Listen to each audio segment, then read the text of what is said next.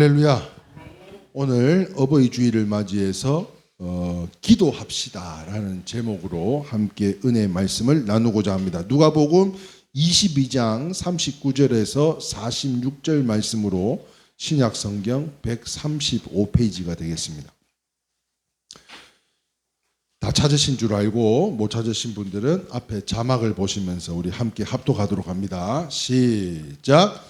예수께서 나가사 습관을 따라 감람산에 가시매 제자들도 따라갔더니 그곳에 이르러 그들에게 이르시되 유혹에 빠지지 않게 기도하라 하시고 그들을 떠나 돌 던질 만큼 가서 무릎을 꿇고 기도하여 이르시되 아버지여 만일 아버지의 뜻이거든 이 잔을 내게서 옮기시옵소서. 그러나 내 원대로 마옵시고 아버지 원대로 되기를 원하이다 하시니 천사가 하늘로부터 예수께 나타나 힘을 더하더라. 예수께서 힘쓰고 애써 더욱 간절히 기도하니 땀이 땅에 떨어지는 핏방울같이 되더라.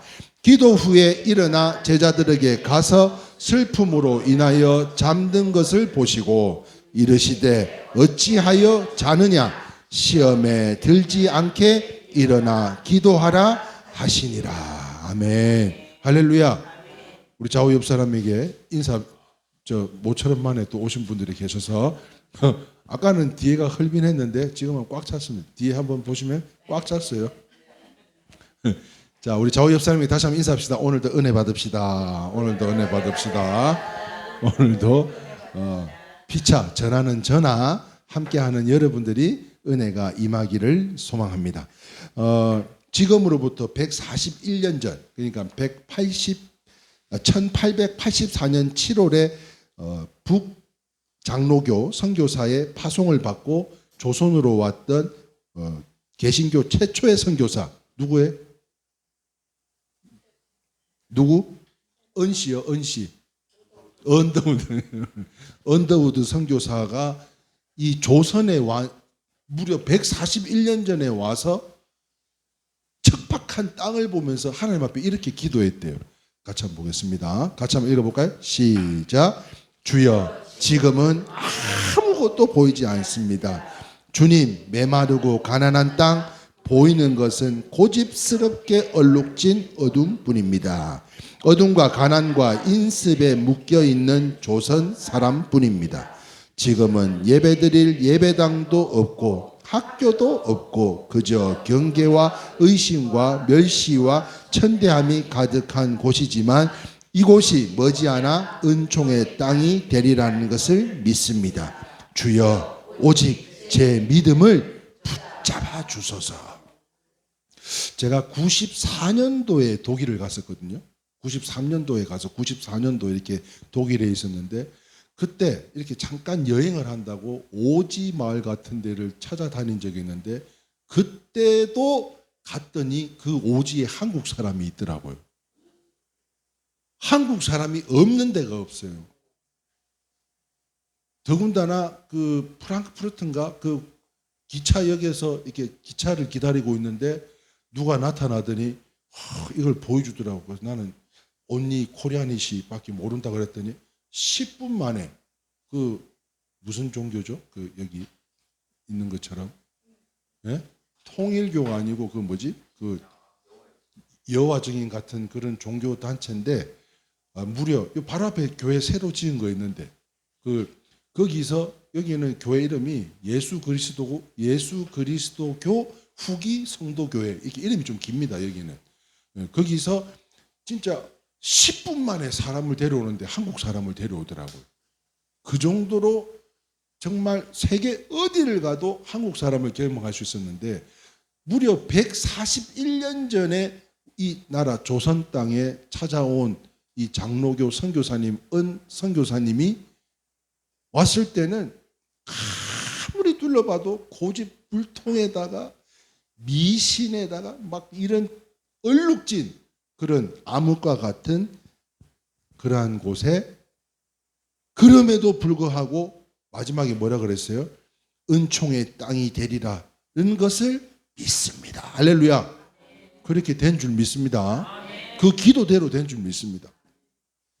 자, 그런데 이 140여 년이 지난 지금 우리들이 생각하면 진짜 실제로 그런 일이 있었을까? 아니, 비행기도 없이 우리 규현이는 막 비행기를 타고 어디로 오늘은 절로 갔다가 오늘 내일은 절로 갔다. 부러워요. 엄청 부러워요. 그런데 그때는 비행기가 어디 있어요? 전부 다 집신, 예? 그거 다 꽉 씌워가지고 요즘은 나이키 에어 막 신발이 쿠션이 좋아가지고 걸어도 1시간 이상 걸어도 크게 문제가 없는, 그때는 이 쿠션도 없는 그 집신을 신고 그렇게 찾아다녔다고 한번 생각해 보세요. 진짜 실제로 이런 일이 있었을까? 한양급제 뭐 간다 그러면은 뭐 골목길로 가는데 지금은 산에 뭐 하도 사람들이 길을 다니니까 산책로가 뚫려져 있지만 그때는 야산에 길도 없는데 그 길들을 어떻게 찾아다녔을까? 실제로 그런 일이 있었을까? 옛날 이야기처럼 들리지만 당시로서는요, 참으로 어둡고 참담한 상황이었다는 것을 분명히 나타내고 있는 기도문이라는 거죠. 그러나 이러한 선교사님들의 믿음과 기도가 있었기에, 할렐루야, 사랑하는 우리 성도님들의 이 기도가 있었기에 지난주에 기도한 것도 한 주 만에, 저는 15일 이후에나 소식이 들릴 줄 알았는데 바로 출근을 했다 그러질 않나? 예? 무려 80일이나 걸렸지만 그럼에도 불구하고 우리가 믿고 기도했어요. 아이고 되겠어? 이렇게 의심하면서 기도했어요. 믿고 기도하니까 80일이 지나, 아니 이스라엘 백성들은 무려 40년 동안 뺑뺑이를 돌렸는데 80일밖에, 예? 본인은 좀이 쑤셔서 죽겠지만 80일 동안 그래도 하나님이 함께 해주셔서 이러한 소식, 간증을 들을 수 있는 거, 이거 은혜 아닙니까? 이게 기도의 힘이라니까요. 그래서 한국이 이 미신을 타파하고 하나님께 돌아올 수 있었고 하나님의 나라가 되고 자유민주주의와 시장경제로 말미암아 경제대국으로 발전할 수 있었는데, 요즘은 왜 이러는지 모르겠지만, 예, 발전할 수 있었는데 요즘은 왜 이러는지 모르겠어요. 제가 진짜 정치에 관심이 없는데 요즘은 막 진짜 속이 상할 정도로 희한하게 돌아가는 것 같아요. 그렇습니다. 사랑하는 성도 여러분, 기도가 그렇게 중요한 거라는 거예요. 기도가. 예? 오늘 교인이 진짜 잘 왔어요. 진짜 오늘 여러분, 기도가 그렇게 중요하다는 거예요. 141년 전에 이 선교사님 한 분의 기도가 지금 이 땅 가운데 역사가 일어난 거잖아요. 우리의 삶을 역전시키는 데는 기도 말고는 다른 방법이 없는 거예요. 기도 외에는 없다 그랬어요. 그런데 오늘 본문에 예수님께서도요, 최후의 순간에 기도하셨어요. 절대절명 상황 속에서도 기도했어요. 조선 땅에 왔던 그 언더우드 선교사님이 누구를 본받았겠어요? 예수님이 그 절대절명 상황 속에서도 기도하는 그 모습을 보고 척박한 상황, 아니 141년 전이면은 전기가 있었나? 없었지 않겠어요? 그거 뭐 돼지 기름 짜가지고 뭐 불을 켜야 되나? 뭐 하여튼 호롱불 피워가면서 하던 그 어려운 때도 그 기도로 말미암아 지금 우리가 이 경제 대국이 됐는데 그 누구를 본받았겠냐고요? 예수님을 본받았지 않겠냐고요? 그런데 오늘 본문에도요, 그때는 원수들에게 잡히기 직전에 암담하고 답답하고 깜깜한 상황 속에서 그러나 예수님은 기도했다는 거예요. 세상 죄를 지고 가는 하나님의 어린 양으로서 부족함이 없는 확신과 우리가 기도한 것처럼, 우리가 믿고 기도한 것처럼 담대가 있었고요, 은사가 있었다는 거예요. 기도하는 은사가 있었다는 거예요. 그러므로 사랑하는 성도 여러분, 중요한 것은 기도할 때는 만남의 축복을 허락하여 주신 줄 믿습니다. 기도하면 만남의 축복을 주시는데요, 첫 번째가 뭔가 하면 봅시다. 중요한 것은 기도할 때 만난다는 거예요. 뭘 만나냐? 같이 읽어봅시다. 시작. 기도하면 하나님을 만납니다. 예수님께서도 지금 어디로 갔어요? 아버지를 만나러 가셨어요. 이 아버지를 어디로 만나러 가셨냐면 누가복음 22장 39절에 같이 읽겠습니다. 시작. 예수께서 나가사 습관을 따라 감람산에 가시매. 자, 여러분, 여기서 우리가 알 수 있는 거 하나는 뭐냐면 기도는 따라합시다. 기도는 습관이다. 그냥 사건, 사고, 어려움, 절망 그때만 주여 나를 버리시나이까 두 손 들고 나갑니다. 아니 도대체 어디 계시는 거요? 그때 불평하고 찾는 게 주님이 아니고 신앙생활이 아니고 믿음생활이 아니라고요. 습관처럼 주시면 감사하고 거둬가도 감사하고 하나님 앞에 이래도 감사 저래도 감사. 할렐루야. 아멘. 습관을 따라 감람산에 가셨다래. 그랬는데 그렇습니다. 이 시간은요 누구를 만나는 시간이에요? 예수님이 하나님을 만나는 시간이었다는 거예요. 그래서 기도하는 자에게는요 기도하는 사람이 무신론이 있을까요 없을까요? 한번 생각해 보셔봐. 기도하는데 무신론자가 있을 수가 있어요 없어요? 기도한다면 무신론자는 불가능한 거죠. 왜? 대상이 있기 때문에 거기에 기도하는 거 아니에요? 그러니까 기도하는 대상이 있다는 것은 바로 이 하나님, 다시 말해서 하나님이 없다는 자들이 무신론자들이지 기도하는 사람들은 무신론자가 아니다. 아멘이세요? 이 무신론자들이 빌레그레아 목사님에게요 하나님이 정말 있습니까? 하나님이? 아니 눈에 보이지도 않는 이 하나님이 진짜 과연 있다는 거예요? 그러자 이 빌레그레아 목사님은요 그럼요 저 오늘 아침에도 만나고 왔는데요 이렇게 이야기를 하더라는. 자 그렇다면 오늘 이 자리에 나오시기까지 여러분들도 이미 주님을 다 만나 뵙고 오신 줄 믿으시면 아멘입니다. 네. 예배당에 나올 때 아까 진짜 놀랐어요. 이순식 집사님하고 딱 먼저 차를 태우고 이제 박영자 집사님 나오도록 다 기다리는데 패션이 밀라노 패션이에요. 네? 밀라노 패션. 저 뒤에서 오는데 벌써 반짝반짝 빛이 나는데 이순식 집사님은 안 보인다는데 반짝반짝 빛이 나는데요. 막 옷도 진짜 많아. 패션이 그냥 패션이 아니라니까요. 뭐 이야기하려다가 이야기를 하고 있는. 만나고 왔다는 거예요. 만나고 왔다고. 예? 주님을 이미 다 만나고 온 줄 믿습니다. 예배당 가려고 말이지. 자켓도 막 저기 가죽이더라고. 자켓도 다 저 색깔을 나는 저렇게 표현하는 사람을 오늘 처음 봤는데 아이고 하는 사람이 저 색깔을 뭐라고 이야기하냐면 네 진짜 아니 자기가 상견례 때 그 닥스 반콧 긴 코트를 하나 샀는데 그 내가 아유 왜 그런 조금 색깔이 이쁜 걸 좀 사시지 좀 밝은 걸 사시지 연세 들면 그랬는데 이게 좀 갈색 톤이에요. 저렇게 갈색 톤이요. 그거를 나는 그렇게 표현하는 사람 난 처음 봤어. 소털 색깔이래. 소털 색깔. 그러고 보니까 맞아. 소털 색깔이래요. 아, 그 예산 스타일은 소털 색깔. 그 저기서 말이지 소털 색깔을 입고 탁 오는데 막 얼마나 빛이 나는 거. 그런데 저 소털 색깔을 입기 오고까지 그 안에는 또 그 자주색 이런 뭐 니트 바지에 이런 걸 코디하면서 스카프 하나 두르고 라이박 하나 찍어 올 때 나는 교회 가는 게 제일 행복하고 큰 행사기 때문에 이렇게 차려입고 나온다는 거예요. 네? 오, 네. 은혜가 되더라고요. 이 양반 만나고 왔구나. 내 속으로 그랬어요.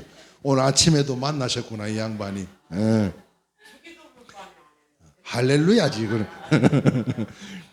그러므로 사랑하는 성도 여러분 기도해야 됩니다. 기도해야 돼. 기도해야 돼요. 그러므로 사랑하는 성도 여러분 하나님께 기도해야 되는데 철학자 소크라테스는요 나는 내 양심을 위해서 기도한다 이렇게 이야기를 했대요.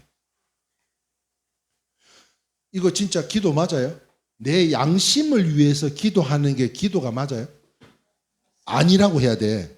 여기서는 아니라고 해야 돼요. 왜냐하면 분명한 것은 자기 양심에 기도하는 것은 기도가 아닌 거죠. 대상이 있다고 했잖아요. 대상이. 누구에게 기도하는가. 그러므로 이 퀘이커 교도들은요 내 속에 있는 광명을 찾기 위해 광명에게 기도한대요. 이 또한 기도가 아닌 거죠. 이 역시 정상적인 기도가 아닙니다. 범신론자들은요, 인간이 하나님이고 자연이 곧 하나님이다, 이렇게 말하면서 자연에 대해서 기도를 한다는 거예요. 그런데요, 이 또한 정상적인 기도가 아니라는 것입니다.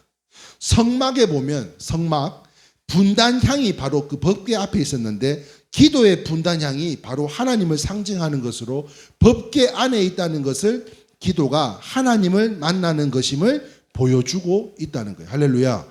기도는 누구를 만나는 거라고요? 하나님을 만나는, 내 양심, 자연 이런 거에 만나는 게 아니고 하나님을 만나는 시간이라니까요.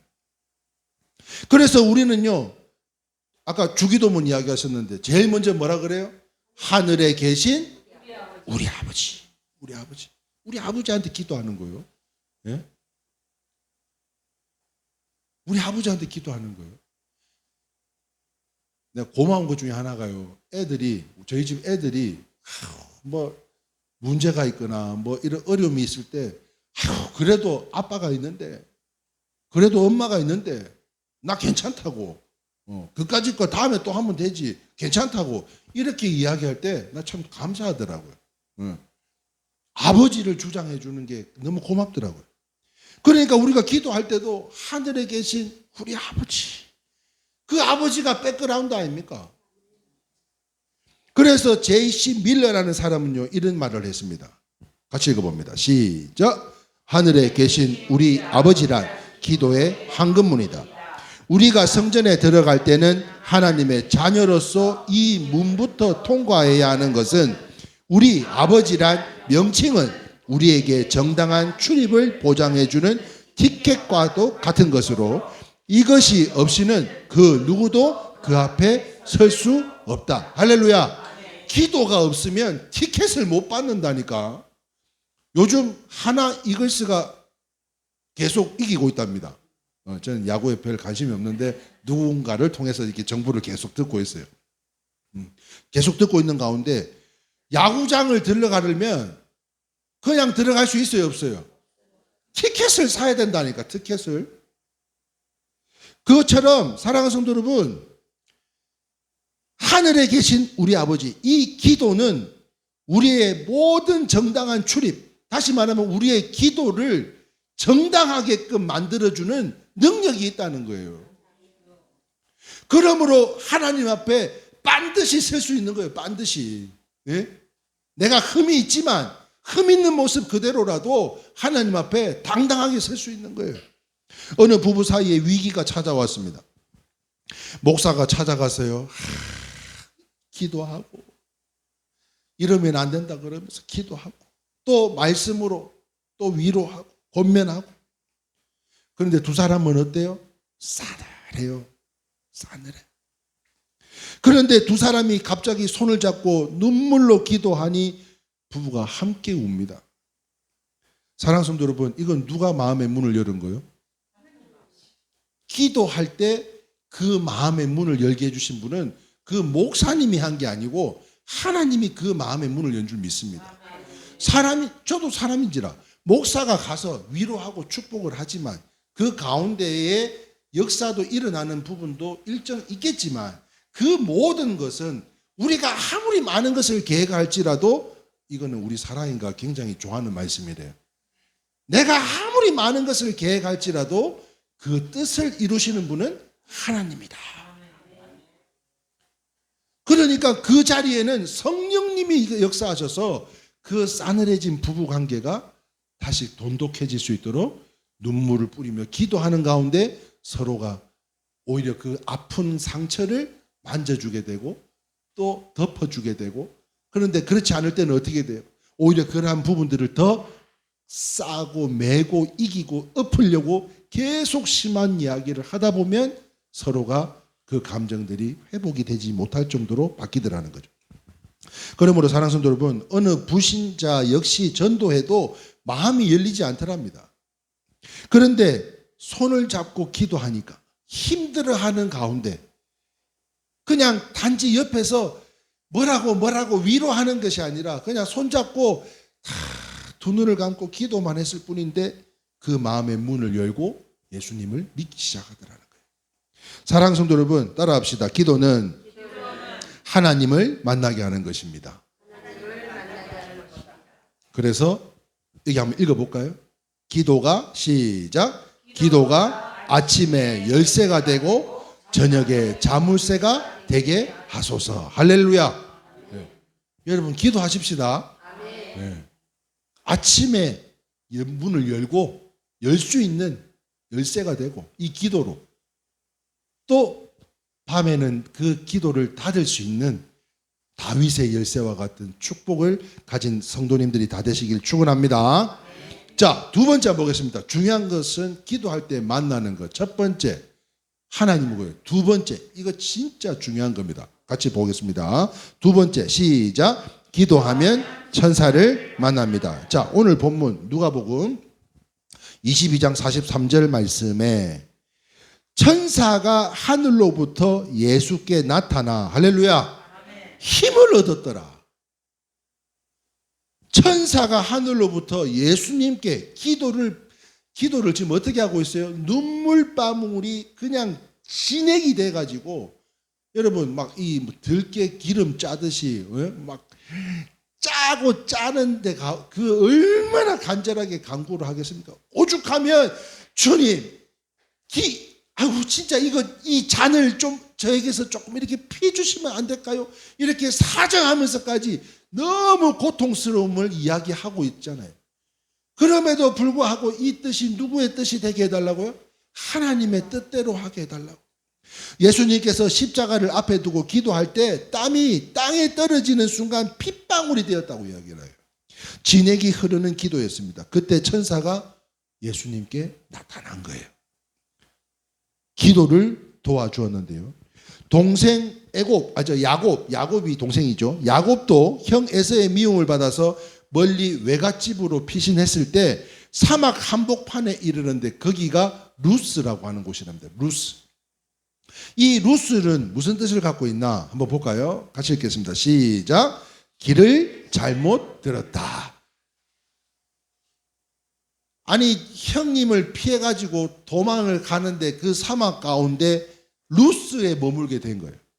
루스는 길을 잘못 들게 되었다. 그렇습니다. 야곱이 길을 잃고 말았던 것입니다.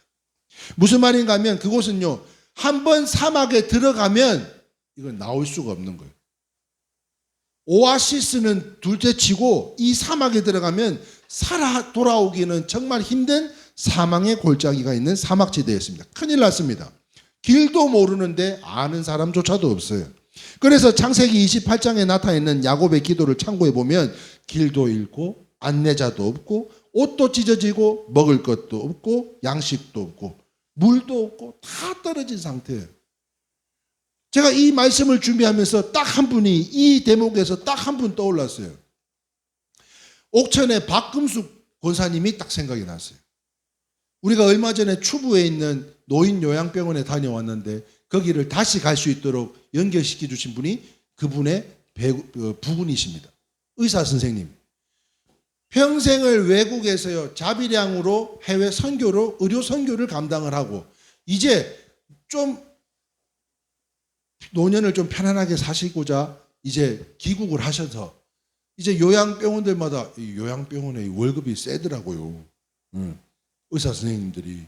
그래서 요양병원에서 이제 권사님 고생은 끝났구나. 혼자서 얼마나 그렇게 애썼을까. 먹을 거 보내, 또 후원해서 보내. 한 푼도 벌어다 주는 건 없이 평생을 그렇게 했으니 얼마나 힘들었겠어요. 그런데 그 양반이 지금 간에 암이 생겨가지고 다시 계룡으로 가셨던 그 근무지를 다시 사임을 하고 그 추부에서 계룡으로 가셨는데 거기에서 사임을 하고 지금 이제 서울로 병원을 가셨대요. 그거 간암 말고도 뭐가 딴 게 또 뭐 있다고 제가 전해 들었는데 우리가 이런 게 엎친 게 덮쳤다 이런 이야기를 하지 않냐고. 예? 이제 조금 편안해질만 하면 아니 내가 얼마 전에는 아이고 우리 남편이 이제 돈 벌어서 목사님 식사 대접하면 해도 된다고 그래갖고 장어를 한번 사주시더라니까요. 예? 그랬는데 지금 이제 좀 편안해질만 했더니 갑자기 이런 일이 생긴 거예요.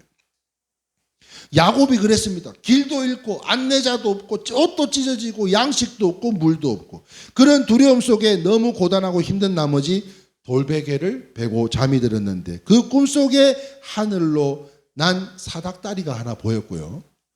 또한 천사들이 그 사닥다리를 오르락 내리락 하는 거예요. 하나님께서 야곱에게 복을 주시는데요. 사다리가 보인 것은 하나님께서 길을 열어주신다는 것이고 야곱의 오가는 길을 지켜주시겠다는 뜻인 거고요. 천사들이 오르락 내리락 한 것은 그렇게 천사의 도움으로 도움을 주겠다. 그리고 야곱과 후손을 복을 심어주겠다. 살려주시겠다는 말씀이었던 거로. 그 결과가 어떻게 되었습니까? 하나님께서는 야곱의 외삼촌 집까지 무사히 갈 수 있도록 해주셨는데 오가는 길을 지켜주셨습니다. 그 삶의 여정에 누구를 만났는지는 우리가 다 알 수는 없잖아요. 그의 삶에 하나님께서 복 주셔서 꿈에 사다리고 천사들이 나타났지만 그 삶 가운데 다시 돌아오기까지 누구와를 만남이 있었는지는 우리는 알 수가 없어요. 그러나 분명한 것은 천사 같은 사람들의 도움을 받아서 할렐루야. 방황하지 않고 먹을 양식 주시고 마실 물도 주시고 입을 옷도 주시고 맹수로부터까지 지켜주셔서 순탄하게 갈 수 있도록 지켜주셨던 것인데요. 그렇다면 저는 이 시간요 오늘 무엇보다도 오늘 이와 같은 작은 연합이지만 지하 벙커 같은 마가의 다락방과 같은 이곳이지만 성령님 역사하여 주셔서 이 모든 것에서 사랑하는 우리 성도님들을 질병에서부터 문제들에 이르기까지 지켜주시기를 주님의 이름으로 축원합니다. 그 하나님의 동일하신 은혜는 우리가 내리사랑으로 자녀들에게까지 이르러서 우리 자녀들이 소망하며 꿈꾸는 모든 것들이 하나님의 때에 하나님의 방법으로 이루어지기를 주님의 이름으로 축원합니다. 아멘이세요? 그러므로 사랑하는 성도 여러분, 이와 같이 기도하면 천사를 만납니다. 그렇다면 사랑하는 성도 여러분, 오늘 어버이 주일을 맞이하여 우리가 하나된 기도를 통해서 사랑하는 자녀들이 천사들의 도움을 받기를 원하십니까? 아니면 사단마귀의 유혹에 넘어지고 쓰러지기를 원하십니까? 기도만 하면 된다는 거예요. 그러면 오늘 이 시간 이후로는 나는 진짜 기도를 할 줄 모르겠어요. 기도를 어떻게 해야 되는지를 모르겠어요.